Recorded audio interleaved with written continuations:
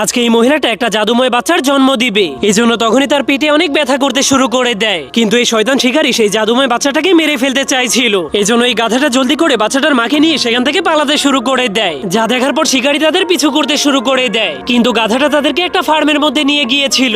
সেখানে পশু পাখিরা বাচ্চাটার জন্য সবকিছুর ব্যবস্থা করে রেখেছিল। তখন জাদুময় বাচ্চাটার মা সেখানে বসে পড়লে গাধাটা বাহিরে গিয়ে তাদেরকে পাহারা দিতে শুরু করে। কিন্তু তখনই শিকারী তাদেরকে খুঁজতে খুঁজতে সেখানেও চলে আসে, আর সেই শিকারীর কুকুরগুলো গাধাটাকে বন্দি করে ফেলে। এরপর শিকারী বাচ্চাটাকে মারার জন্য যখনই ঘরের মধ্যে ঢুকতে শুরু করে, তখনই হঠাৎ করে সেখানে অনেকগুলো ভেড়া এসে তার উপর আক্রমণ করে দেয়। এমনকি উটেরা শিকারীকে ধাক্কা মেরে পাহাড়ের উপর থেকে নিচে ফেলে দেয়, কিন্তু গাধাটা তার শিকারী কুকুরগুলোর জীবন বাঁচিয়ে দেয়। এরপর তারা সবাই দেখতে পায় সেই জাদুময় বাচ্চাটার জন্ম হয়ে গিয়েছে। সে দেখতেও অনেক সুন্দর ছিল।